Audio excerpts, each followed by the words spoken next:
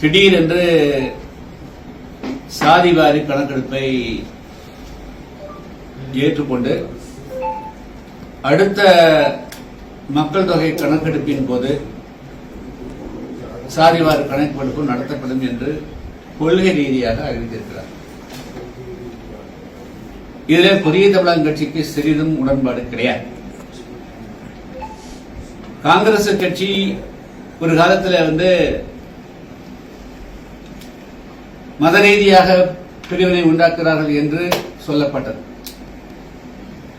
BJP மதம் சாதி ரீதியாக எதுவும் இல்லாமல் இந்திய தேசம் என்ற ஒற்றை அடிப்படையில் இந்தியாவில் இருக்கக்கூடிய அனைத்து மக்களும் சரிசமமாக பாவிக்கப்பட வேண்டும், தேசம் ஒன்றுதான் ஒற்றை குறிக்கோளாக இருக்க வேண்டும் என்ற அடிப்படையில் பிஜேபி தங்களுடைய கொள்கையை சொல்லியிருந்தது. இப்படிப்பட்ட நிலையில் பல அரசியல் கட்சிகளும் மாநில அளவில் பீகார்ல நிதிஷ்குமார் அதுபோல சில அரசியல் கட்சிகள் சாதிவாரியான கணக்கெடுப்பை நடத்த வேண்டும் என்று சொல்லி வந்தார். இந்திய தேசம் ஏற்கனவே மத ரீதியாக பிளவுண்டு ஒரு தேசத்தையே நாம் இழந்திருக்கிறோம். இந்தியாவுடைய பரந்துபட்ட பாரத தேசம் மத ரீதியாக பிளவுண்டு அதனால் இன்று வரையிலும் பிரச்சனையை நாம் சந்தித்து வருகிறோம். கடைசியாக பகல்காம் பிரச்சனை கூட அது ஒரு மத ரீதியான பாதிப்பின் காரணமாகத்தான் அந்த 26 பேர் உயிரிழந்திருக்கிறோம். இப்படிப்பட்ட சூழலில் இந்தியா வேகமாக முன்னேறி வருகிறது. பொருளாதாரத்தில் உலகளவில் 5வது 6வது இடத்திலே பொருளாதார ரீதியாக வலுவடைந்திருக்கிறோம் என்று சொல்லிக் கொண்டிருக்கக்கூடிய இந்த தருணத்தில் சாதிவாரி கணக்கெடுப்பு நடத்தப்படும் என்று சொல்லுவது அது ஒரு முற்போக்கான நடவடிக்கையாக நான் கருதவில்லை. புதிய தமிழகம் கட்சி கருதவில்லை. அதை ஏதோ சில அரசியல் நிர்பந்தங்களுக்கு ஆளாகித்தான் பிஜேபி இதை அறிவித்திருப்பதாக பார்க்கிறோம். இது ஒரு பேக்வேர்டு, இது ஒரு பிற்போக்குத்தனமான நடவடிக்கையாகவே நான் பார்க்கிறேன். மேலும் சாதி வாரியான கணக்கெடுப்பு என்பது ஒவ்வொரு சாதி வாரியாகவும் இந்தியாவில் இருக்கக்கூடிய நிலங்களை எல்லாம் யாரெல்லாம் வைத்திருக்கிறார்கள் என்ற அந்த சாதி வாரியான சொத்து கணக்கும் எடுக்கப்படுமா? எல்லோரும் எத்தனை தொழிலதிபர்கள் இருக்கிறார்கள் என்ற கணக்கெடுப்பு வருமா? இந்திய அரசாங்கத்தின் ஆளுமையில் அமைச்சர்கள் பதவிகளில் எத்தனை பேர் இருக்கிறார்கள் என்ற கணக்கெடுப்பு வருமா? ஒரு மாநில ரீதியாக அந்த கணக்கெடுப்பு வருமா?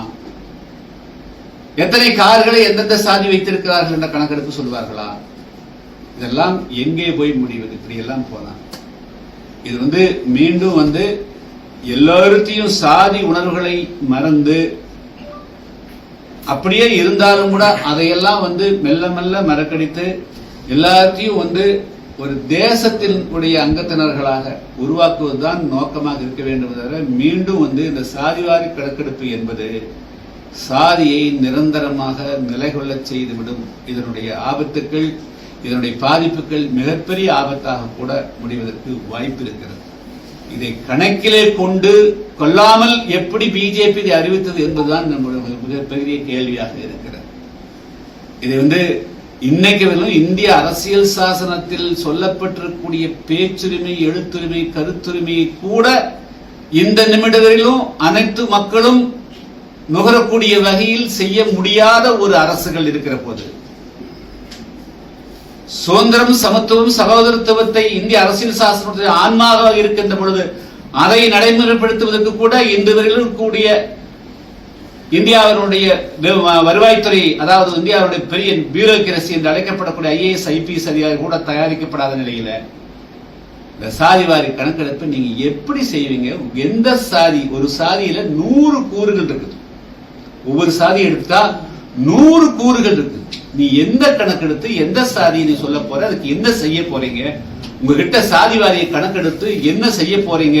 இந்த நாட்டுக்கு சொத்து சுகங்களை எல்லாம் சமமா கூறு போட்டு, நிலங்களை எல்லாம் முதல்ல கூறு போட்டு எல்லா சாதிக்கும் சமமா கொடுக்க போறதுக்காக உங்களுக்கு திட்டம் இருக்கிறா?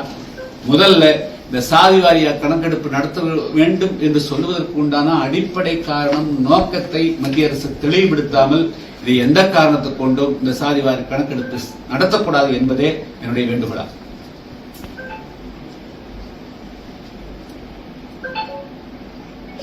ஜாதியே எல்லாம் ஒளிஞ்சு போயிட்டு நேரத்துல அதாவது சாதி ஒழித்தல் ஒன்று, நல்ல தமிழ் விளத்தல் இன்னொன்று. வளர்த்தாத்தான் இன்னொன்னு, அதாவது சாதி ஒழித்தாத்தான் இன்னொன்னு வளருங்கிற. சாதி ஒழிச்சாதான் தமிழ் வளரும் பாரதிதாசன் சொல்றது நேற்று தான் சொல்லிட்டு, இன்னைக்கு சாதி வாரி கணக்கெடுப்பு நடத்தினா அப்ப எல்லோருக்கும் அதுல விளைவுகள் என்ன ஆகும்னா, ஒரு சில சமுதாயங்கள் வேண்டும் என்று சொன்னால் அவர்கள் எல்லாவற்றும் நாங்கள் 10%, 15%, 20% என்று பெருமை பேசிக்கொண்டு மீண்டும் ஆதிக்கம் செலுத்துவதற்கும், சிறுபான்மை மக்கள் சாதாரண சரவை தொழிலாளர் இருக்கிறாங்க, சவர தொழிலாளர் இருக்கிறாங்க, விஸ்வகர்மாக்கள் இருக்கிறாங்க, நெசவாளர் இருக்கிறார்கள், ஆயிரக்கணக்கான சமுதாயங்கள், சிறு சிறு சமுதாயங்கள், வெள்ளட்டு அவர்களெல்லாம் நசுக்கப்படக்கூடியதுக்கும் அவர்களெல்லாம் ஒதுக்கப்படக்கூடிய அபாயங்கள் மிகப்பெரிய அளவுக்கு இருக்கிறது. இந்த ஆபத்தை ஏன் பிஜேபி உணரல அப்படிங்கறது மிகப்பெரிய கேள்வி இருக்குது. இதை அவர்கள் மறுபரிசீலனை செய்ய வேண்டும். நிர்பந்தம்னா அவங்களுக்கு ஆட்சி பேரும் பார்த்தாங்களா? அதை நான் சொல்ல என்ன என்று தெரியல. அதாவது பிஜேபியினுடைய கொள்கை இது அல்ல, பிஜேபியினுடைய கொள்கை இது அல்ல.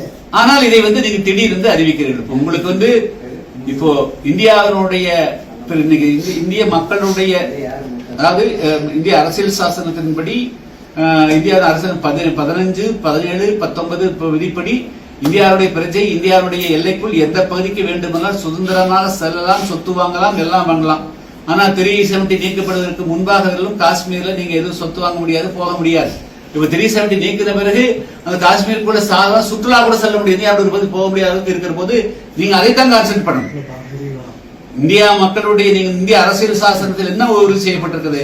இந்தியாவுடைய எல்லா பகுதிக்கும் சுதந்திரமா செல்லங்கிற போது ஒரு சுற்றுலா கூட இந்தியாவுடைய ஒரு பகுதிக்கு செல்ல முடியாத போது அந்த பாதுகாப்பு, அந்த பாதிப்புக்கு நீங்க சரி செய்வதற்குள்ள நடவடிக்கை எடுக்க முன்பாக இந்த நடவடிக்கை போயிருக்க வேண்டிய அவசியம் இல்லை. இதை மத்திய அரசு ஏதோ தவறு செய்கிறார்கள் மட்டும் நான் பார்க்கல, அவ்வளவு சொல்றேன். காங்கிரஸ் மாநிலங்கள் சட்டப்பேரவையில ஜாதிவாரி கணக்கெடுப்பு நடத்தணும் தீர்மானமே போட்டிருக்காங்க. சில மாநிலங்கள் இன்னொரு அரசியல் கட்சியை பத்தி நான் இல்ல பல மாநிலங்களை போட்டிருக்காங்க. அவங்க கருத்து சொல்றாங்க. புதிய தமிழக கட்சியினுடைய நிலைப்பாடு, எங்களுடைய நிலைப்பாட்டுல இதுல மத்திய அரசனுடைய நடவடிக்கை எங்களுக்கு உடன்பாடு வந்தல்ல.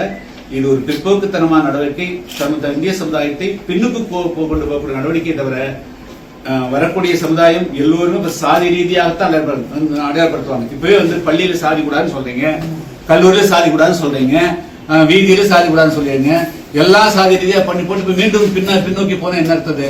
காலையும் எடுத்துட்டீங்க. என்னது எங்க போய் முடியுறது? அப்ப பள்ளிக்குள்ளேயும் கல்லூரிக்குள்ளேயும் எல்லா பிறப்பிலிருந்து இனிமேல் சாதியோடு தான் ஒவ்வொருத்தரும் வரணும். இது மிக மிகப்பெரிய பிற்போக்குத்தனமான நடவடிக்கை. அதுவும் தமிழ்நாட்டுல திராவிடம் பேசுறாங்க, முற்போக்கு பேசுறாங்க, பகுத்தறிவு பேசுறாங்க, எல்லாம் பேசிட்டு இது எப்படி ஆதரிக்கிறது?